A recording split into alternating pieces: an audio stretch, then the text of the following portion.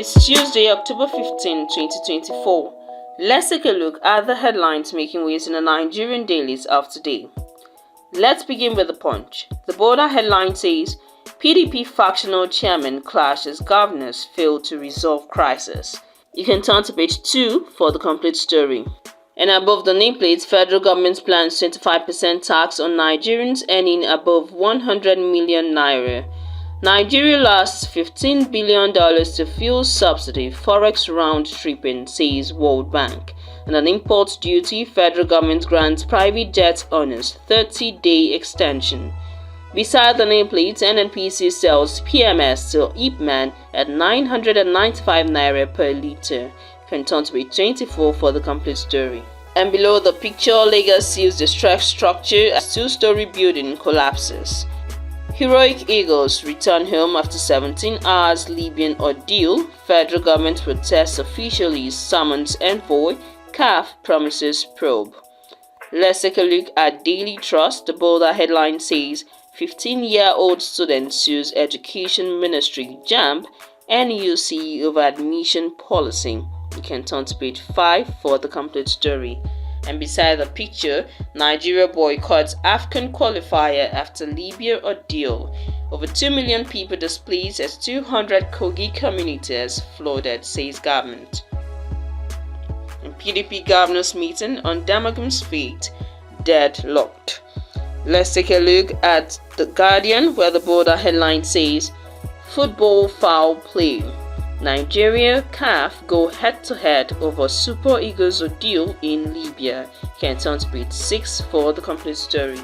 And below the picture, White Tinubu's economic reforms should last 15 more years by World Bank. The full story is found on page 6 of the paper.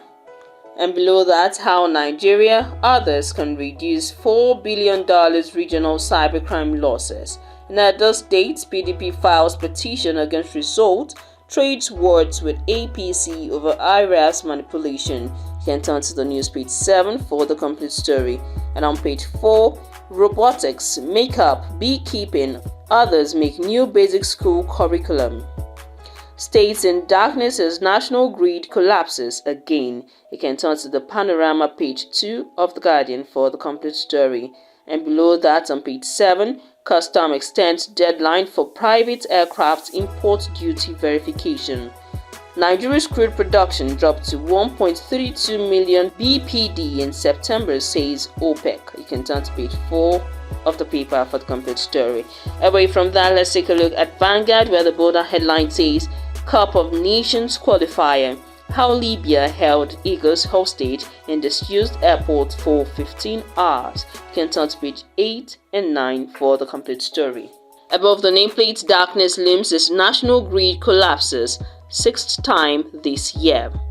PDP crisis deepens as Damagum-led NWC invites security agencies. And on Edo poll, PDP files petition at election tribunal. You can turn to page 10 for the complete story.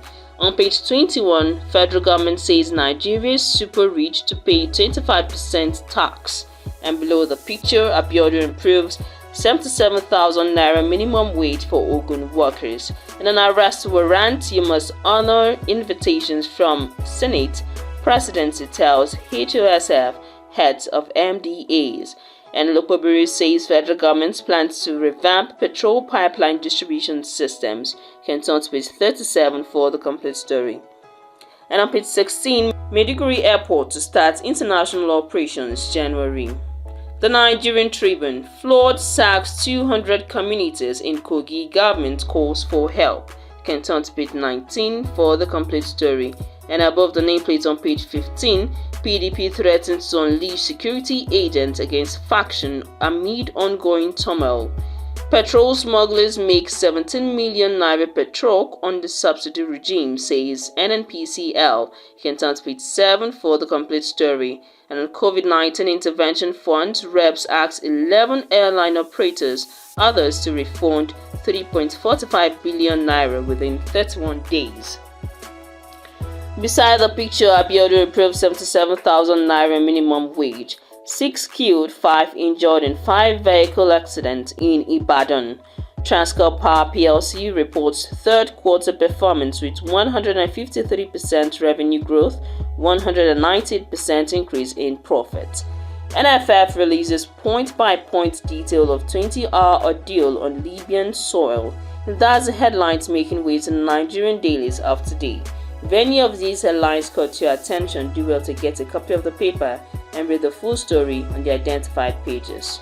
Visit Housing TV Africa on YouTube and click on the subscribe button. Subscribe to Housing TV Africa to stay updated on latest happenings in Nigeria's housing sector. Follow our social media pages, like and share our posts on Facebook, Housing TV Africa, on Twitter, Housing TV Africa, Instagram, Housing TV Africa. Join the conversation and keep up with latest housing updates.